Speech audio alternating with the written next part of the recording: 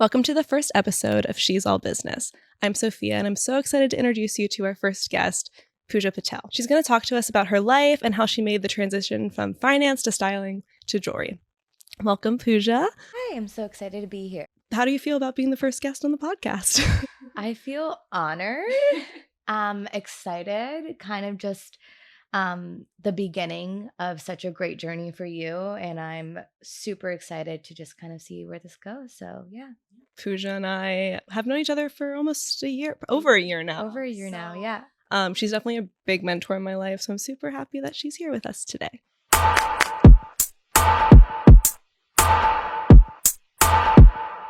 So can you just tell us a little bit about what you're doing now? So, I am the director of site at Alex and Ani. It is a jewelry company, if you have not heard of it. And primarily, my role is to optimize the customer journey. So, say that you're going on a website and looking to buy something.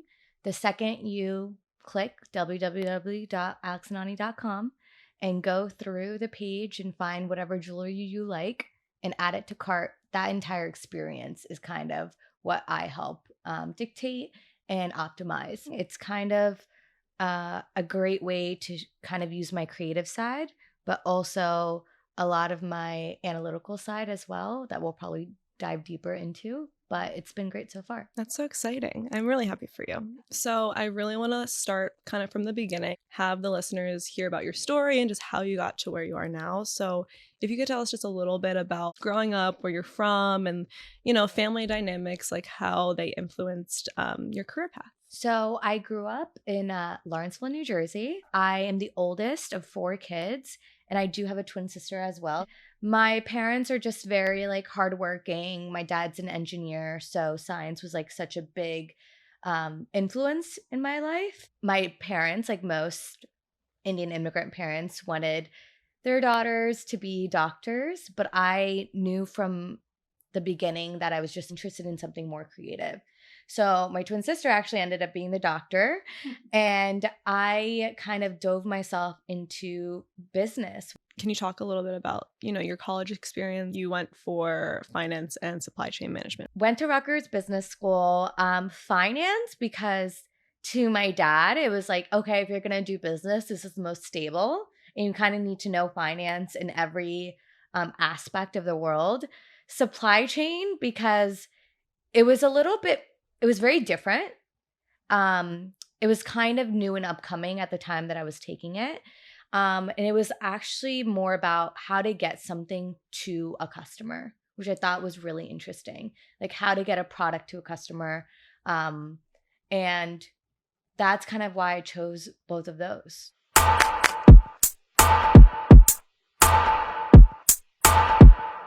I got an internship my junior year with JP Morgan. And honestly, it was kind of like I hit the jackpot, and that's how I kind of felt. At JP Morgan, they give you kind of this rotational program that you kind of go through. I met one of my best managers I've ever had. Was working for her.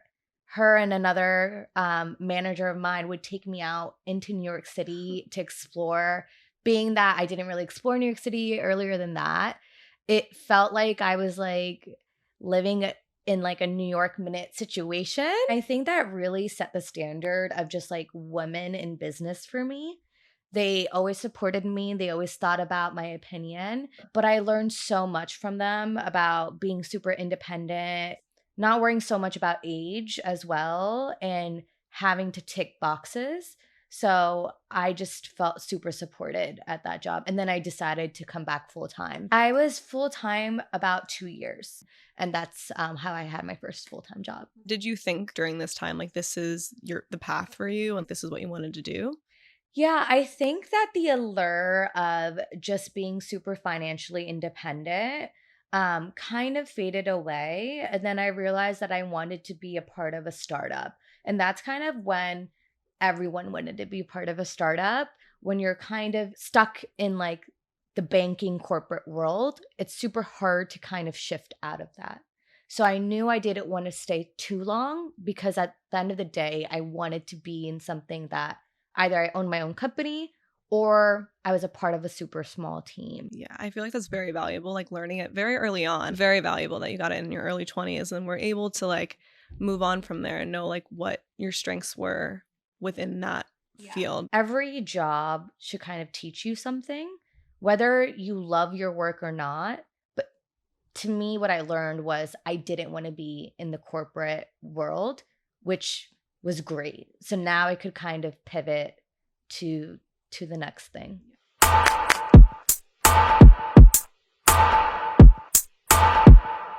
So, what did you do after JP Morgan? What was that transition? Yeah, so I kind of just applied to everything. It's funny, I think I applied to like has to be in the like 40s or something. A lot of jobs because I didn't really necessarily know what was out there. The first thing that came up that kind of hit was this startup called Masala Baby.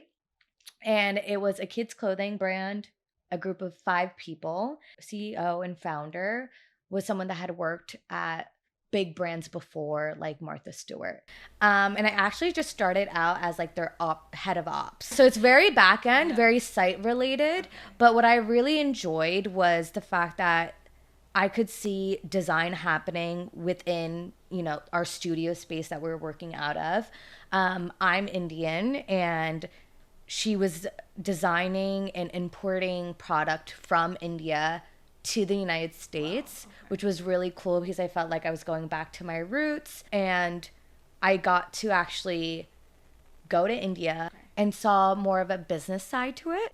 I got to go to the factories, block print myself. Some of these factories would work with companies like Anthropology. So it was super interesting to kind of see where all of this clothing that you see, at stores here are actually made. You realize how your products are made and clothes are made. What's really cool now is that slow fashion is a thing, thrifting is a thing. Before, I feel like it wasn't that big. I think there's a lot around sustainability within fashion now, especially after COVID. I think people have really focused in. Exactly. During that time, technology was also super big. So to me, it was like, okay, my dream company would be a combination of tech and fashion. I knew that I needed some sort of experience in tech to be able to get to that in the long run.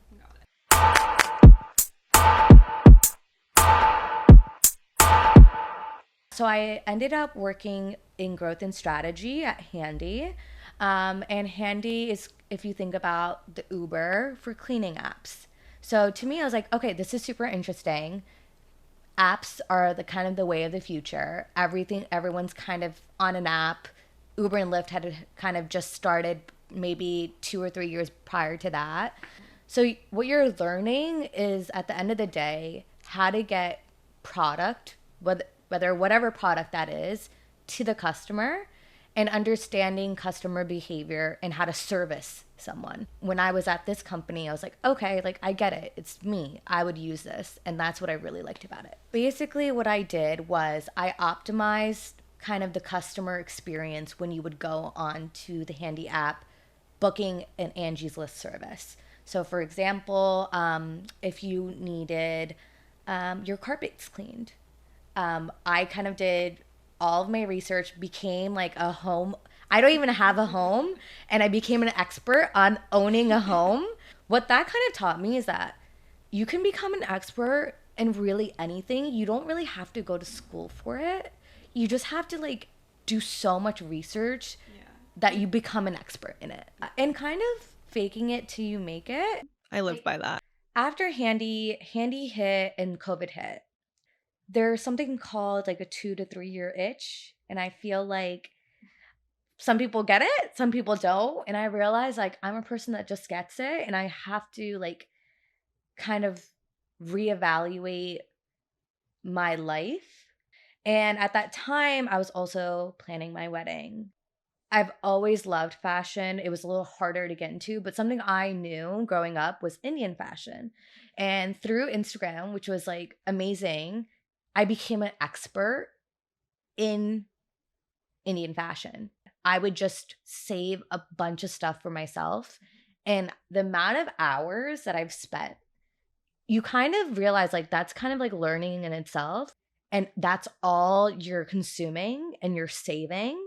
You kind of become an expert in it, and you kind of understand what trends are working and what are not working. I feel like people don't really value the idea of how social media is actually a really good teaching tool. And as long as you're using it in the right way and you're consuming content that is trending but also is valuable to you, like you can learn things like this and you don't really need to use a search engine. You see what other people are doing in other cultures. I think what's really hard about fashion is that if you're not from a fashion school, or if you don't have a lot of fashion experience, it's really hard to compete with other site merchandisers or other people that are in that space. I go to fashion school, and like one thing that professors preach about, and same with like internship mentors, etc., like they always talk about how your connections in the future are going to be the people you went to school with. And that's like how they became successful, is because of the teamwork that they're able to do with like the different people that they've known. And I definitely see what you're saying when I see my colleagues that are in fashion. I feel like they know someone in every aspect. They can like pick up the phone and call someone, but it's really hard when you're like transitioning in.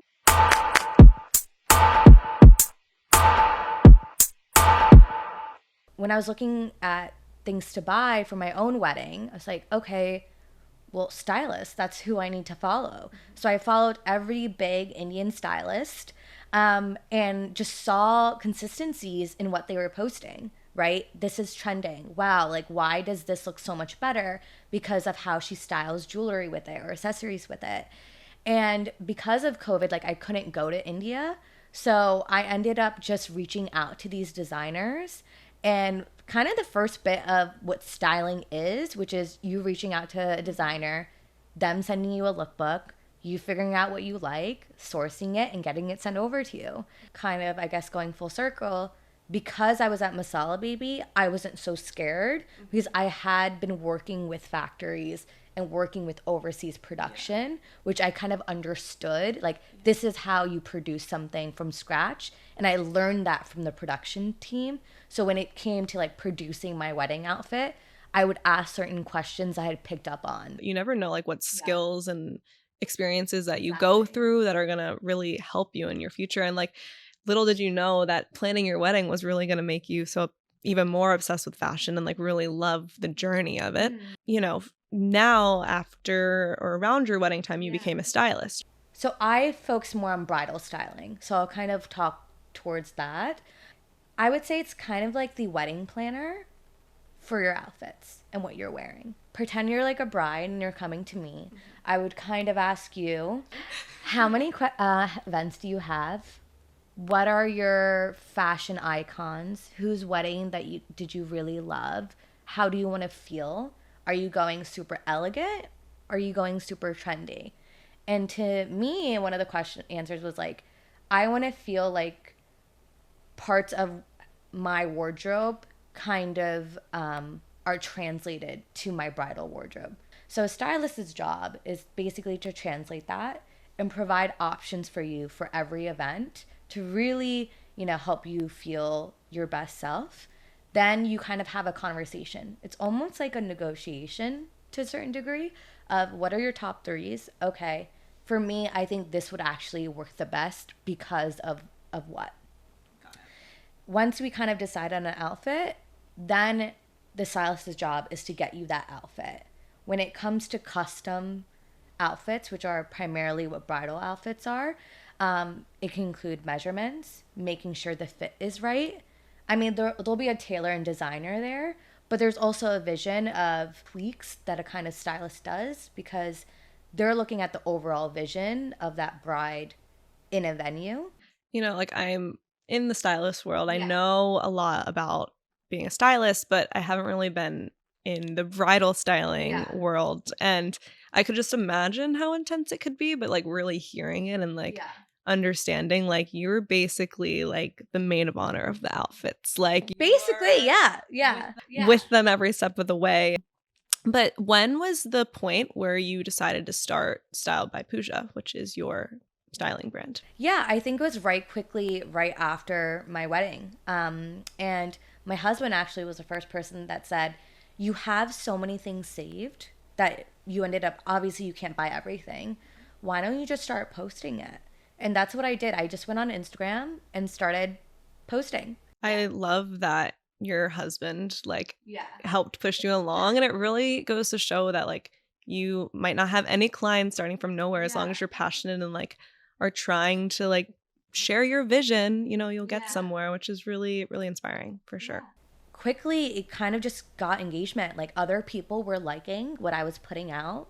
Um, and I would do like this or that, or, styles for less, and really make it more of an experience. Because at that time, I was trying to get clients in.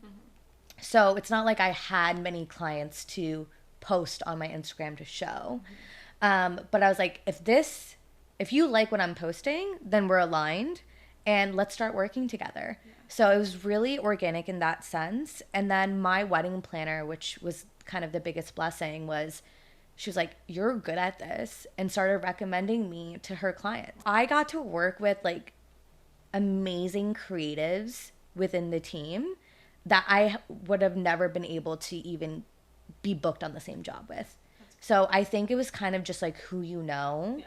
And again, that was like another woman that was like, "I see what you're doing," and kind of also helped me kind of fast launch the brand.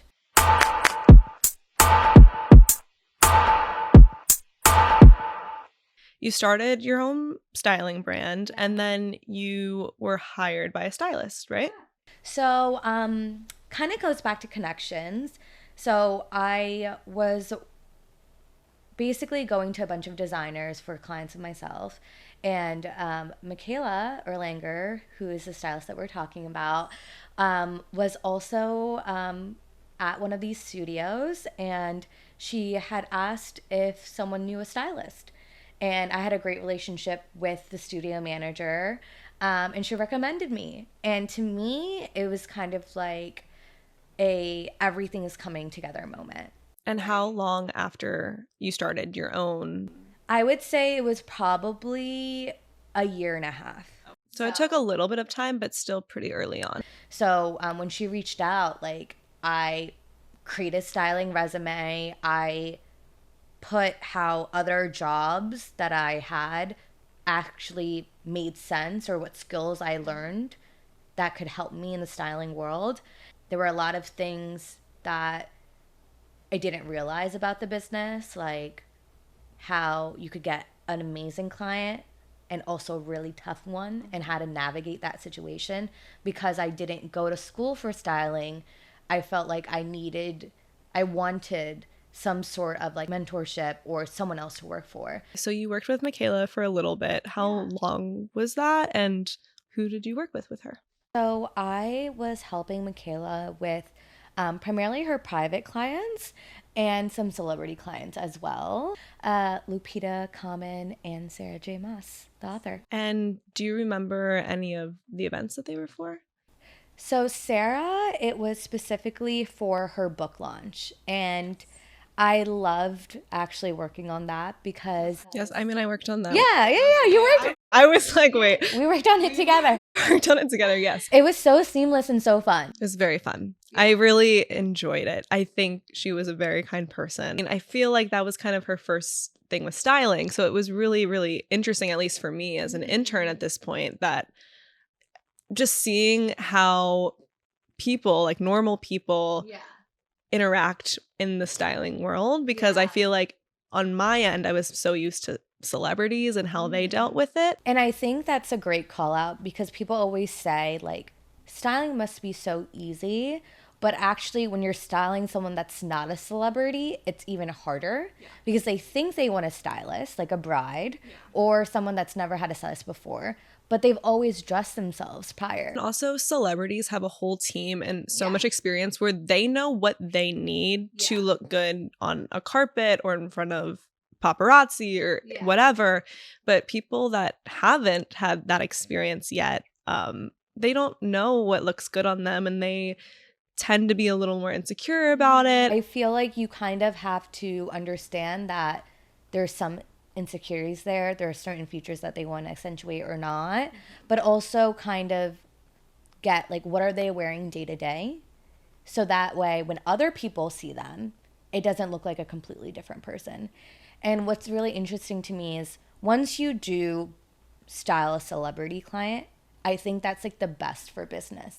Having a few celebrity clients under your belt, people think that if you've styled a celebrity, you know what you're doing, right? Whereas even if you've done 15 brides, oh my God, you got this person. That's like the most amazing thing. And that's celebrity culture in itself. And I feel like definitely Lupita and Common are like two of Michaela's biggest clients. So I feel like working on those is really good for you, at least. What I learned the most, and I think that was the main point of taking this job, was to learn from other stylists. It is kind of like supply chain, which I went to school for, of getting products in and getting them to the client and out. Also, I learned how connections make a really big impact in the fashion space. PR. Yes, I was going to say PR. I was just super thankful that the people around me were willing to kind of teach me and be okay that I didn't know everything or know everyone.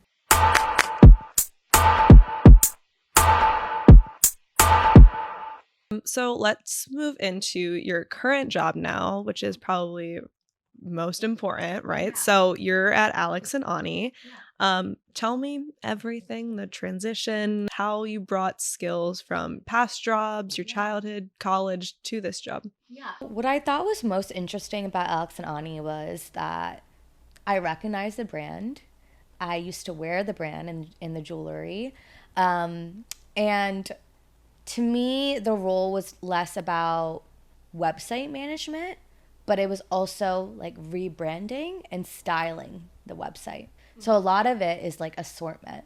So I'll kind of go through the assortment of items that we have.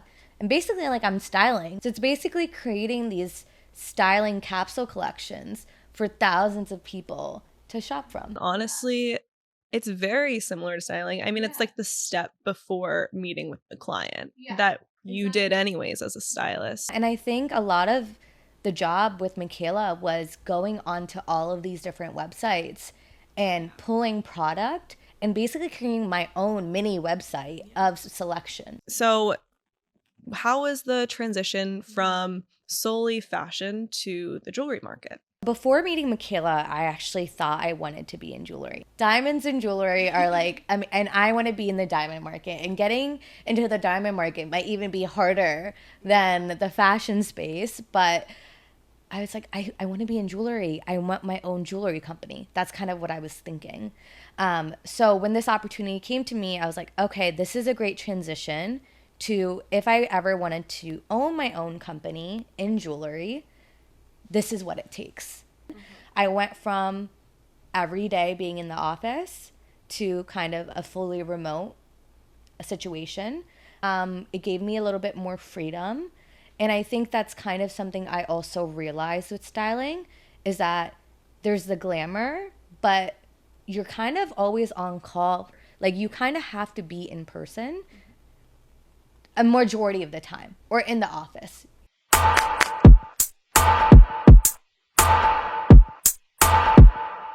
Can you talk to as well about finding who you are as a person when it comes to working in person, working remote, but also being freelance and getting sporadic amounts of money or being salary and like kind of finding what works best for you?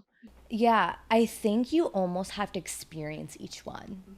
Because it seems like the grass is always greener on the other side until you realize that there's pros about certain things and cons about others. Remote is like, oh, I can really work from anywhere. Like I can experience my life out of 9 to 5.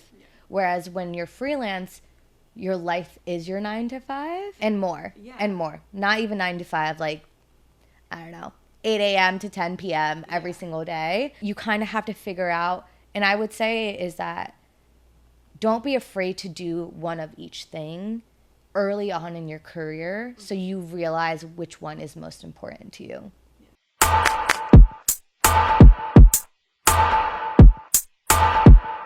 Finance and fashion are both male dominated industries, not so much styling itself, but the actual industry.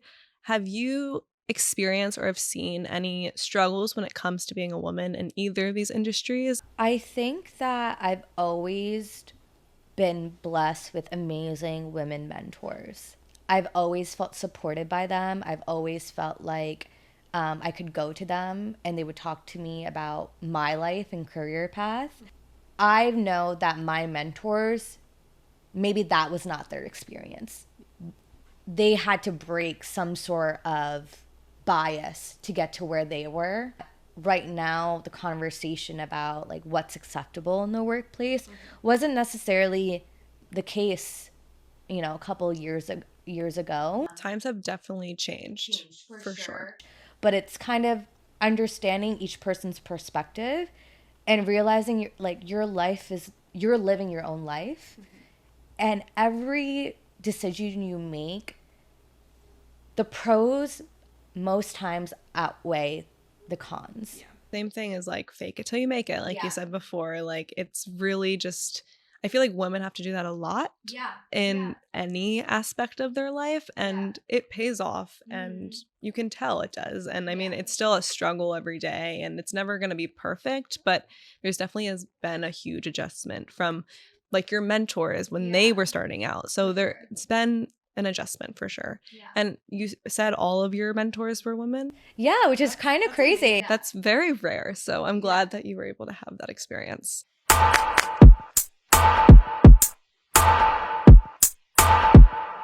Is there anything that you learned about completely switching career paths that you can share? Don't be afraid to do it. And know that not everyone's going to be okay with your decision. And sometimes you just need the courage to put one post out or one thing out. Kind of like what you're doing with your podcast. Kind of just doing the first step.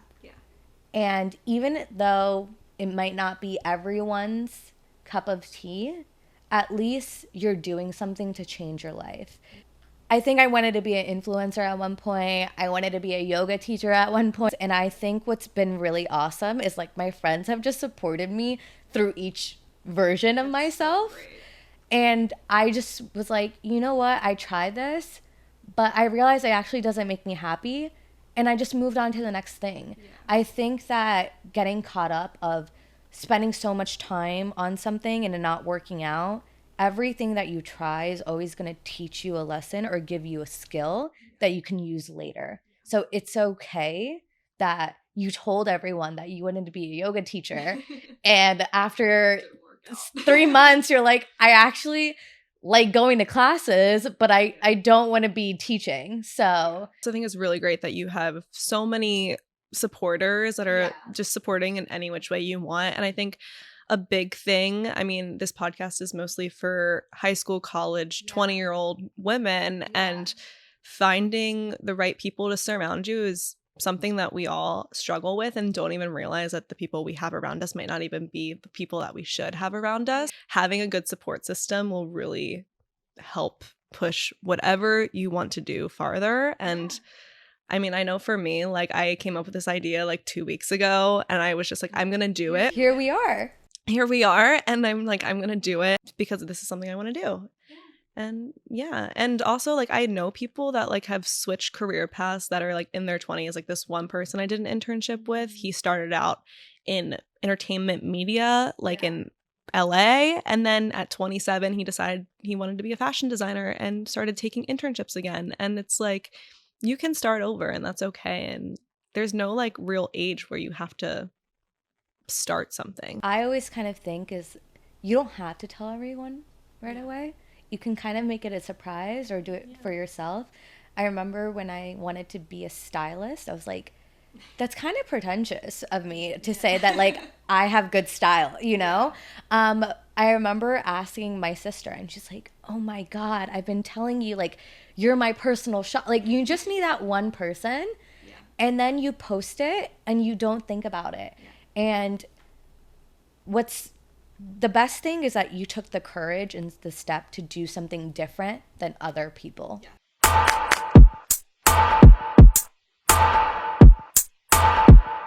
A really big thing that I want to do with my podcast, I want not just for there to be advice, but I want the listeners to be able to take something actionable from what we say. So I want to end every episode with our guest sharing an internship opportunity or just any opportunity to the listeners that they could take advantage of. What I would love to do is kind of give the opportunity to do one-on-one mentorship or coffee chats as well. And then if you'd ever love to like kind of intern with me and kind of explore bridal and, you know, private client styling, you can reach out to me at stylebypuja@gmail.com. Thank you, Puja, for coming. And I really appreciate your time. And yeah, we will see you next week. Thank you.